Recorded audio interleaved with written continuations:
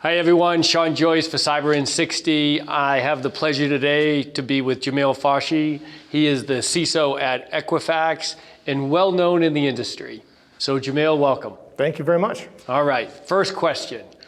Tell me the biggest tech development in the next 5 years that excites you.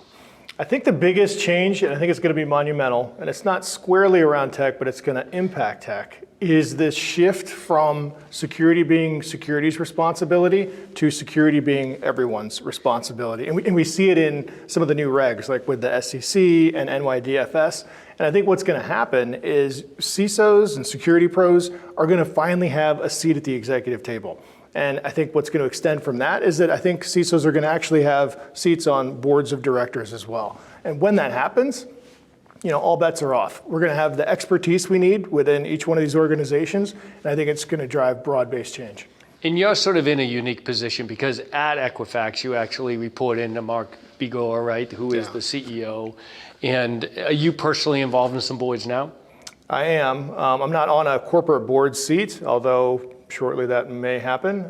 But I engage with boards consistently. They ask for advice, certainly after incidents and things like that.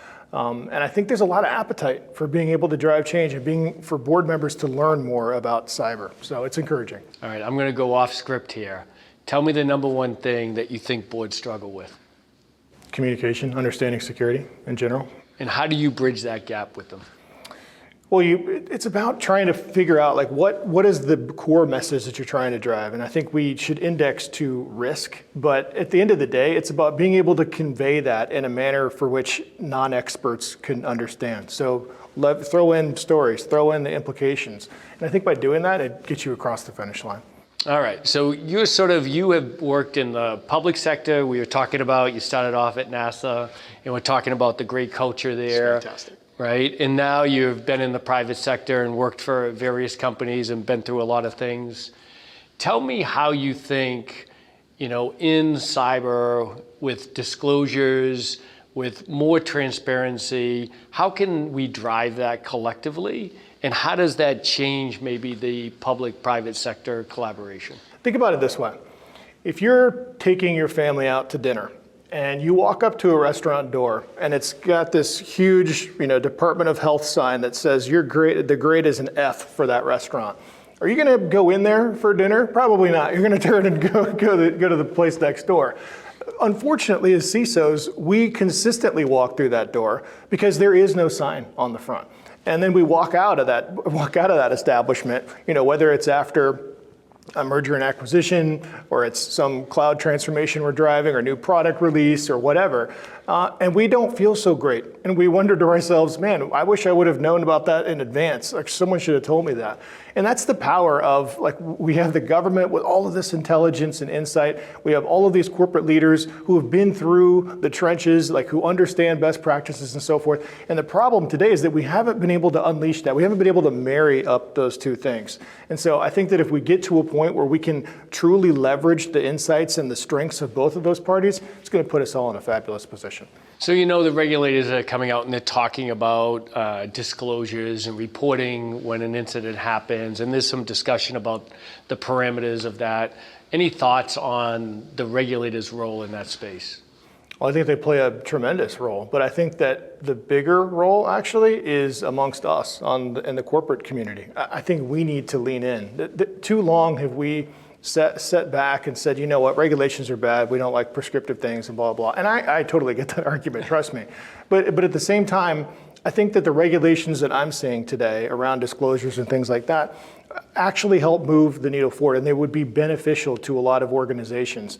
And I look at Equifax and what we've done, we're not trying to be reactive to a lot of the stuff that's happening out there. In fact, I would argue that we've done nothing but be a leader in that space and try to push for more. Because it's Justice Brandeis said it best.